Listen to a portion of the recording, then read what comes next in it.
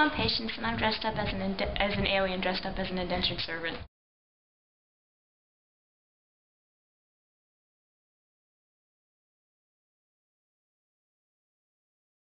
Hi, I'm Hannah, and I'm dressed up as a cow.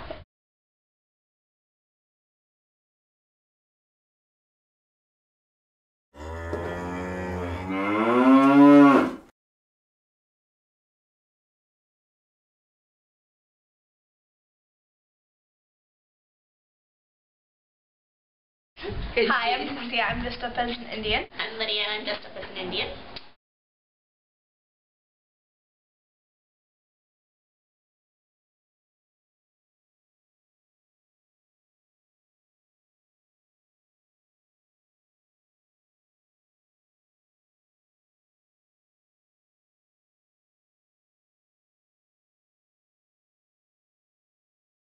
Hi, I'm Mason. I'm dressed up as an average English woman. I'm Fiona, and I'm dressed up as an average American woman.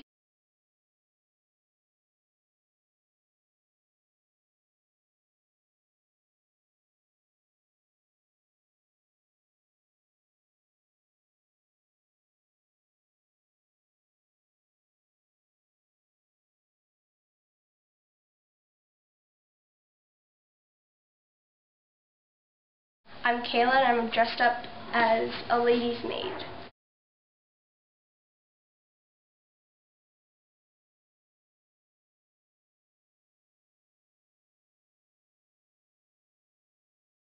I'm Shane. If you haven't noticed, I'm chicken.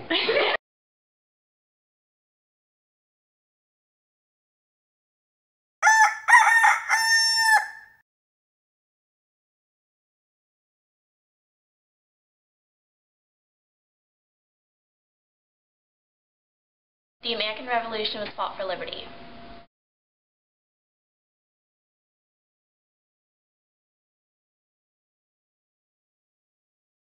The American Revolution was fought for child labor laws.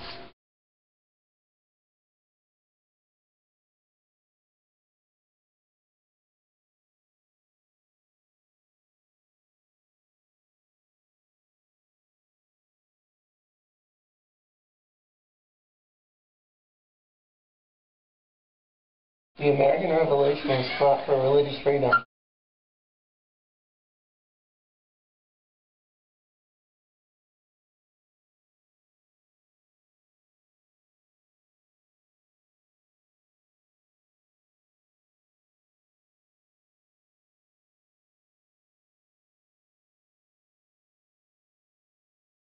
The American Revolution was fought for independence.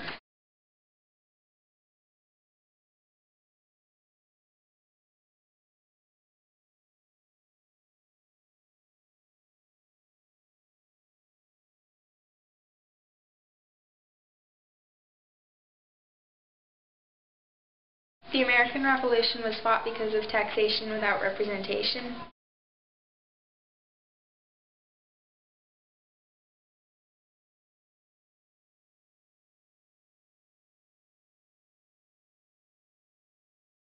The American Revolution was fought because of the Currency Act.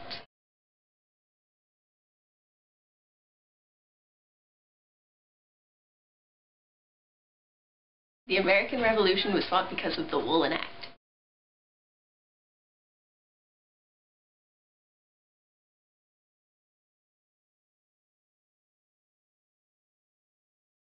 The American Revolution was fought because of the Stamp Act.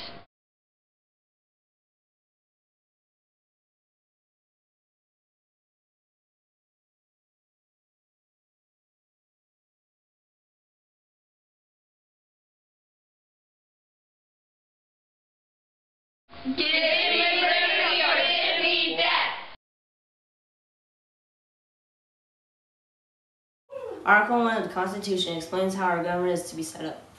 We have elected officials and rules that tell us who is going to be elected. Liam, why is it important that Congress is split into a House of Representatives and a Senate? Because there can be a balance, so that there is a balance of power in the government. Do you feel strongly about representatives and senators being elected by the people rather than appointed by the government? Yes, because we could choose anybody who we want to vote instead of someone else that someone orders us to vote. Do you know how many representatives our state has now? 11. Hi, today I'm here with Hannah, and I'm going to be interviewing her about Section 9, Part 2 of the U.S. Constitution, which states, "The privilege of the writ of habeas corpus shall not be suspended unless when in cases of rebellion or invasion the public safety may require it." Translated, this means... Everyone will be assumed innocent until proven guilty unless there is definite public danger that requires otherwise. Excellent. Now, Hannah, given the history of the Constitution, why was this important? Prior to the Constitution and habeas corpus, the king could punish anyone for any crime that he saw in any way that he saw fit. I see. Now, what would things be like today without habeas corpus? People would be punished for crimes that they did not commit, such as in the case of Guantanamo, where suspected terrorists were denied their right to habeas corpus and not given the right to a fair trial. I see. Thank you very much, Hannah. And coming next are Shay and Patience. Thanks for watching. Thank you, Vienna. And today we are here with Patience, professional translator of Constitutionese, and today we will be covering the Fifth Amendment of the Bill of Rights. Okay, Patience, what do you take of this?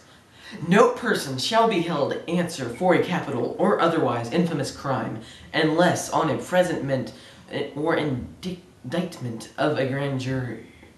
This means that no civilian can be guilty of a crime unless a grand jury is convened, and this helps and ensures that the police don't have too much power. Except in cases arising of the naval forces or in the militia, when in actual service in time of war or public danger. This means that active duty military are not entitled to a grand jury because they have their own special court system. Nor shall any person be subject for the same offense to be twice put in jeopardy for life or limb. This means that whatever the outcome of the trial, be they innocent or guilty, they cannot be tried a second time. Nor shall be compelled in any criminal case to be witnessed against himself. This means, this is called pleading the fifth, and it makes sure that nobody is required to testify against him or herself. Nor be deprived of life, liberty, or property, due process of law. Nor shall private property be taken for public use without just compensation. This means that your land can't be taken away from you without a proper trial. And if your land is taken away from you, the government has to properly compensate you, as in pay you. Okay, in light of colonial history, why is this important? It's important because it used to be that the king made all of these decisions, and you had no jury of your peers. Okay, thank you. That is all the time we have today. And Each house shall keep a journal of its proceedings, and from time to time publish the same, excepting such parts as may their judgment require secrecy. And the yeas and nays of the members of either house on any question shall, at the desire of 1/5 of those present, be entered on the journal. What that means is the House of Representatives and Senate will keep a log of what they have done or accomplished. Occasionally, they will publish the log, leaving out parts they think should be secret. The yes and no's will not be published unless 1/5 of the members say yes to the publication of the yes and no's. Congressional journaling is a form of government transparency. Lydia, why is government transparency good? Well, Kayla, government transparency is good because people know what's going on and can make educated decisions. Now, why should some things remain a secret?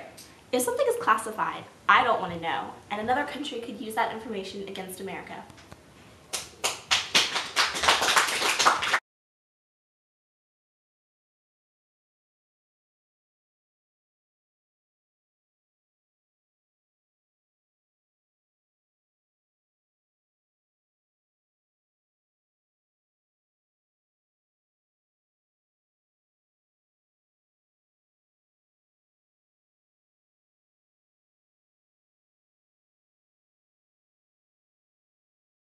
This constitutes our video. On behalf of the entirety of our class, I thank thee for watching. We are hereby concluded. good night!